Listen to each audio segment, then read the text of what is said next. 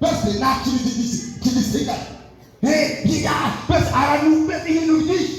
Ariko ndashima Kristo ahageze akabereka Yesu usanga batari bamenyereye. Wari uzi ko Kristo yakwihinduriza agakora ikintu gituma wongera kumumenya bundi buke. Hari ikintu yakora bigatuma wongera kumwishurirwa. Abantu babyuze nibakomera Imana yahize.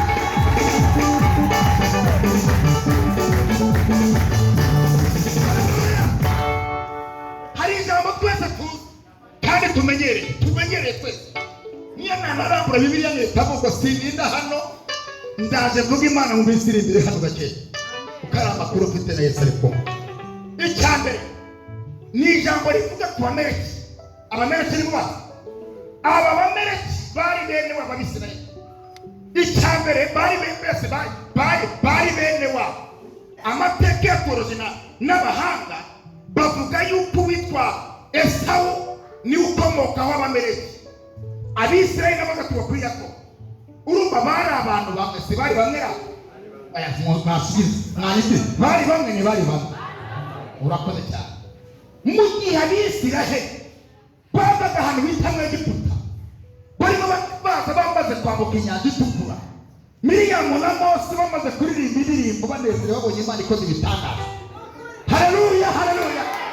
Babonye ukuboko k'Uwiteka umateye indirimbo aravuga ifarashi n'uwihetse Uwiteka birose mu nyanja. Unaravuga tubivuze nabi vuga ngo Imana Uwiteka ni intwari mu nyanja. Ifarashi n'uwihetse birose mu nyanja. Ngo bataka Imana neza bayivuga neza. Barayivuga babonye ibitangaza Imana ikoze. Ngo bamaze kugera hakurya uwitwa Mose yandika Zaburi ya 91 aravuga ngo uri mu bwiso bw'isumba byose azaba mu gicucu cy'ishoboringa byose. Aravuga ngo ndabwira Uwiteka uruhungiro rwanjye uri igihome kinyigira niho uzagira igihe cy'umugoyi na mu gigirigo. Apa batakaga Imana kuko bari babonye abari mu bwiso bw'abantu urupfu bapfuye, bari mu bwiso bw'Imana uburyo barinzwe. Imana yivuga neza maze Imana iranezerwa we. Ku gice cya 14 Imana irivuga iri mu ijoro iravuga ngo Mose we kuko wamuze akaramata nanjye nitondagukira agushyira hejuru kuko wamenye izina ryawe uzanyambaza nanjye nzakwita. Ngo bamara kwitanga bayivuga neza bamaze kugera hakurya bageze bari mu butayu. Ikintu cya mbere basanganijwe bahise bahura n'ibice by'Abameleki.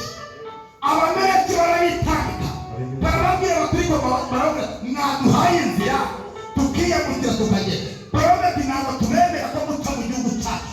Bitandika na bene wabo Bameleki bababuza gutambuka. Ubu ikintu cyabaye intambara biratangiye. Bibiliya irambwira ngo Mose ngo yazamuraga amaboko Abisirayeli bagatsinda yayamanura bakanesha. Ngo barwana n'Abameleki y'abatataga Imana iza gukoresha abantu bari kumwe na Mose. Baravuga ati Mose nayamanura amaboko murarangira ahubwo ikizare umufata amaboko muyazamure hejuru ubundi Abameleki batsindwa. Bibiliya yarambwiye ngo Abisirayeli barwanye n'Abameleki barabatsinda ariko ngo hagira utuntu dusigara kobo n'udukombe twese dusigara. Nshatse kukubwira iki muri uyu mugoroba Imana igutsindira Abameleki n'ibitero Imana igutsindira Abameleki igutsindira Abameleki mu izina sakuza Imana ikubwira ngo Imana igutsindira Abameleki. Reka mubwira impamvu tubatsinda muri Kigali ngo muri Abameleki, impamvu tutigeze binganye n'amadeni ngo muri Abameleki babitera. Ariko mwiri kandi Imana yagutsindira Abameleki itabarangariza abantu babyumva ko yabatsindira Abameleki batera. Haleluya bikomera amashyi mu ijuru yishimye Imana igutsindira Abameleki.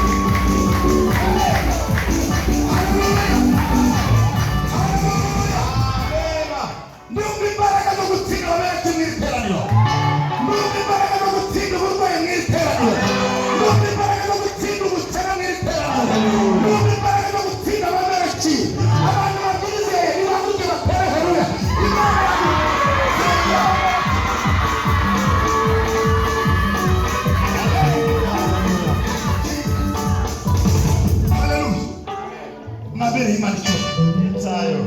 mbabara mubwire Imana iguha imbaraga zo gutsinda abamereki. Abamereki barakwitanditse, ubu ugeze kure, ubu warakoze na mariage kwa gatatu saa munani, ariko abamereki b'abarozi baraza bagahuhera kugira ngo utagera mu gihugu cy'amasezerano. Ariko uyu mugore banatangaza itangazo, uyu ni umugore wo gutsinda abamereki ku buzima bwawe. Abamereki b'inyatsi Imana yabagutsindira, abamereki b'ubushomeri ngo ryabatsinda. Mwire muraho usuhuzanya amahoro y'Imana n'abana baririnda Imana yabatsindira abamereki. Ubuzima sima buryo kabiri rimwe ku munsi afite amafaranga abacuruza n'ubumenyi ko biteza ni ukubera abamereki. Bibiliya irambwira ngo baragwa, Imana imanura imbaraga zo gutsinda abamereki. Hagira ubusigara ngo burasigara n'ibikoranye burongera ngo burikoranye. Igihe nihuse so Bibiliya yambwiye ngo igihe cyarageze ikintu bisa n'Isiraheli ngo bamare kugera ahantu heza rwose bamaze kwinjira mu gihugu neza batekanye. Igihe ngo bari banze umwami ngo bashaka kumera nk'andi mahanga, ngo baravuga bati turashaka natwe tubona umwami. Bibiliya yambwiye ngo Imana ibatorera nibo bitoreye Sawuli, babona Sawuli agiye.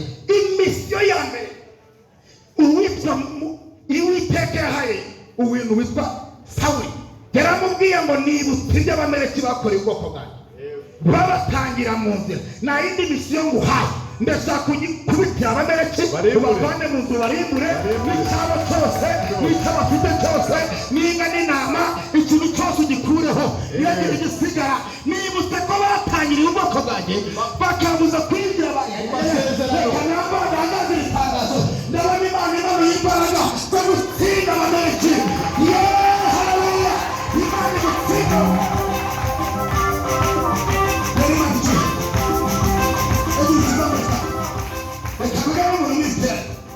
Ni umugoroba wo gutsinda abamereki.